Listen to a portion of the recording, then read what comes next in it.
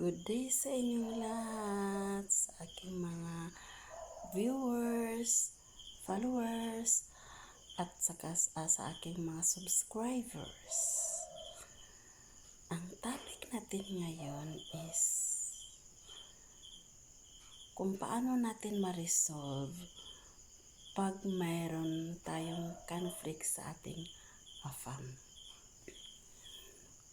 Yung conflict na yun is either may naisip ka na may ginagawang masama yung AFAM mo or anything. Halimbawa, may naisip ka na parang mayroong ginagawa yung AFAM mo na hindi ka nais-nais. Ganito, huwag kang dada ng dada at saka huwag kang message sa kanya ng kung ano-ano i-message mo na ang haba-haba na kung ano-ano na yung nasabi mo. Base sa akin, kasi naman kung ang AFAM mo ay totoo sa'yo, hindi naman yan magagalit pag nagtanong ka. Bagkos, mag-i-explain yan. Pinapa-feel niya sa'yo na yung ikaw lang talaga sa buhay niya. O mag-explain yan. Saka magsabi yan ng totoo. Kung mayroon man nagtitext sa kanya, ganon.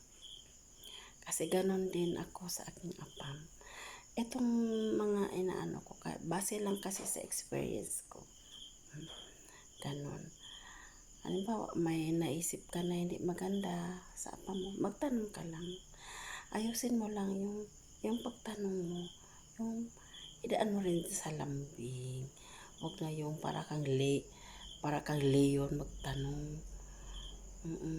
Yung malambing pa rin ang pagtanong mo. Sabihin mo, huwag kang magalit kasi nagtanong lang ako and I believe what's your answer, I believe you. Ganon.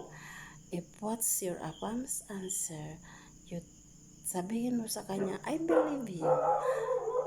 So, ganon. Magtanong ka kung anong itanong mo.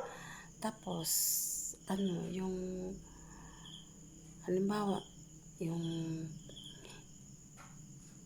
nakaisip ka ng hindi maganda, halimbawa, mayroon kayong conflict, hindi umiimik ngayon ang AFAM mo. Sabihin ng AFAM mo, okay, let's talk tomorrow. Hayaan mo lang siya na kung gabi na sa kanila, hayaan mo siyang matulog. Kasi ayaw niyang makipag-usap dahil baka nag-iba din ang pakiramdam niya sa mga sinasabi mo.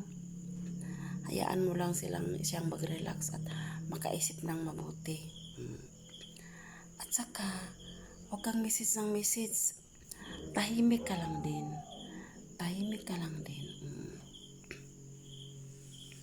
Halimbawa, tulad sa akin, nag-uusap kami ng AFAM ko sa WhatsApp. Never kami nag-uusap sa Facebook. May Facebook siya, may Facebook ako. Friend kami sa Facebook.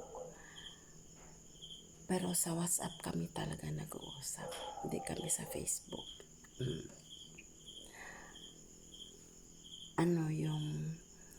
Pero ang Facebook ko, palagi niyang chine-check. Yung Facebook ko, chine-check niya. Hindi ako nagpo-post ng picture ko.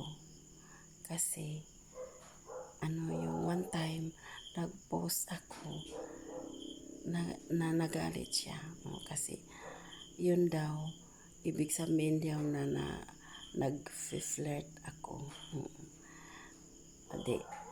Dinilit ko yun. Yun. Tapos, wala na. Okay na kami. Nag-sorry ako. Pero in-explain ko na hindi ko ginawa yun para mag-flirt ako. I just want to post. Ganon. Ngayon, yung halimbawa, meron kayong conflict, sinabi niya, let's talk tomorrow, hayaan mo lang. Hayaan mo lang siya matulog, oo, hayaan mo lang. Ang ikaw, para bang iparamdam mo sa kanya na parang yung para ma-miss kanya, huwag kang post ng post sa FB. Huwag kang mag-ano sa FB, huwag mong galawin ang FB mo. O tapos, huwag kang message sa kanya kung saan man kayong apps na nag-uusap. Huwag kang message sa kanya. Parang paramdam mo lang, tahimik ka lang. Paramdam mo lang sa kanya kung ano yung mawawala. Parang paramdam mo sa kanya kung anong pakiramdam niya kung mawawala ka. At huwag kang matakot na kumbaga mawala siya sa'yo. Huwag kang matakot na mawala siya sa'yo. Kasi kung totoo naman talaga siya sa'yo, hindi ka iiwanan. Pero kung siya hindi totoo sa iyo, iiwanan ka. At huwag kang matakot. Ibig sabihin na hindi siya para sa'yo. So be it. Kung iwanan ka niya, fine. Maghanap ka ng iba. Kasi ibig sabihin, i-install mo sa isipan mo na siya, iniwan siya kanya. Ibig sabihin, hindi kayo saparat isa't isa. Meron pang nakalaan sa'yo. Maghanap pa ng iba. Pero unang-una sa lahat, manalangin ka sa taas. Ang panalangin mo na ipagkaloob sa iyo yung lalaking karapat-dapat sa iyo. At saka yung lalaki na yung mapagmahal, yung mahal ka kahit sino ka man, kung ano man ang katayuan mo sa buhay. Yun ang saka pag nag-message siya, halimbawa, mayroon kayong conflict, hindi kayo sabi niya, let's talk tomorrow. Hayaan mo lang. Huwag kang mag-post sa FB mo. Iparamdam mo talaga kung anong reaksyon niya, anong naramdaman niya pag mawala ka sa kanya. Oo. Huwag, hayaan mo lang siya, libangin mo lang. Oo, kung minsan masakit, pero libangin mo lang ang sarili mo. Huwag kang habol na habol sa kanya na huwag ka rin magmakaawa sa kanya. Huwag kang mamakaawa. At huwag kang, basta yun ang mo, huwag ka rin natarayan mo. Kausapin mo lang din siya ng maayos.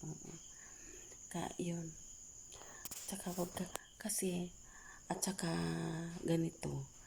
Basta pag ang lalaki, halimbawa kung minsan, ang lalaki ay medyo matagal siyang hindi nag-communicate. Huwag mo rin iparamdam na andyan ka kaagad. Isang message, nag-message siya. Pagdating ng message, pag-receive ng message, sagot ka kaagad. Medyo palampasin mo pa ng 5 minutes, 10 minutes. Ganun kasi pag ang lalaki na bawat message nila na available ka kaagad, sasabihin niya na, okay lang yun. Kasi pag nag-message ako, nandyan lang siya. Iparamdam mo na kung anong naramdaman niya pag mawala ka sa kanya. Ganun yun. Yun lang ang tips kung paano natin i-handle kung mayroon tayong conflict sa ating afam. Lalo na pag nasa long distance kayo. Yun lang ang gagawin talaga. Huwag mo lang siyang yung message ka ng message na ang haba-haba ng message mo na para ng teleserye, para ng telenovela. Huwag. Hayaan mo lang. Pag Sabi niya, let's talk tomorrow. Okay, fine. Sabihin mo ganun. Tapos, huwag kang message. Hayaan mo siyang mag-reach out sa iyo. Tsaka pag nag-reach out siya sa iyo, ayusin mo rin ang pakiusap. Paliwanag mo, ganito. Bigyan mo, wag kang, yung pag mag-message ka, antayin mo kung anong reply niya. Kung anong reply niya, sagutin mo rin ang reply niya. Pag reply mo, antayin mo na naman kung anong reply niya. Ganon, para magkaintindihan kayo. Hindi kayong sa iyo na lang lahat. Hindi na niya, bigyan mo siyang time na basahin niya yung message mo, intindihan niya yung message mo. Ganon. So, parang madali kayong makaintindihan pag may conflict.